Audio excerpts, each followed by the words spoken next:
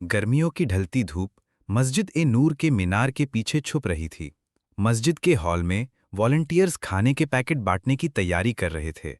वहीं एक कोने में हिबा रहीम, ग्राफिक डिज़ाइन की छात्रा, हल्की नीली खिमार को ठीक करते हुए दाल का पैकेट रखती है और बुदबुदाती है, बिस्मिल्लाह। दूसरी ओर फरीद कुरैशी, एक सिविल इंजीनियर प्रशिक्षु, सामान की तारीखें जांच रहा था। रास्ते में उसने हल्की सी सलाम की और फिर नज़र झुका ली। हिबा ने जवाब दिया और दिल अनायास हल्का हो गया। अगले महीने दोनों ग्रीन कोर्टयार्ड प्रोजेक्ट में साथ जुड़े। बातें बस काम तक, पौधे, पानी, अनुदान, लेकिन दोनों ने एक दूसरे के दिल की सच्चाई महसूस की। एक शाम हिबा ने अपनी माँ से कहा, उम्मी, मस्जिद में एक लड़का है जिनका अखलाक अबू बकर की नरमी याद दिलाता है। उधर फरीद ने भी अपनी बड़ी बहन आलिया से जिक्र किया।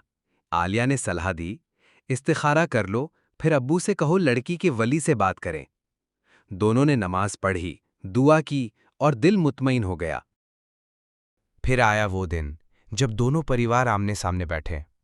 बातें हुई करियर की, कुरान की और जिंदगी के मकसद की। हिबा ने पूछा, लीडरशिप आपके लिए क्या मायने रखती है? फरीद ने जवाब दिया, लोगों की बेआवाज खिदमत, सिर्फ अल्लाह की खातिर। हिबा के पिता ने यह सुनकर सिर झुका लिया और मुस्कुरा दिए।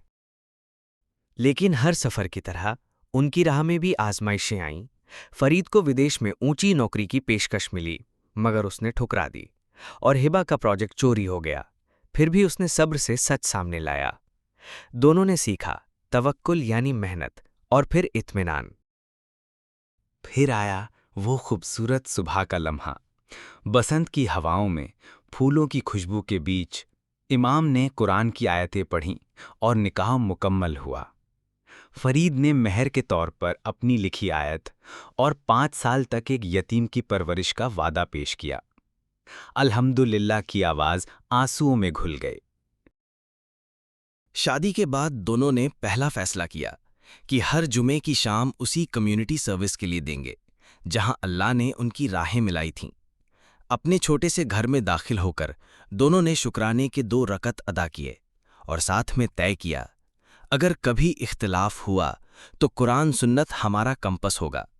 हिबा मुस्कुराई, और हमारा बगीचा याद दिलाएगा, सब्र जड़ है, इखलास फूल।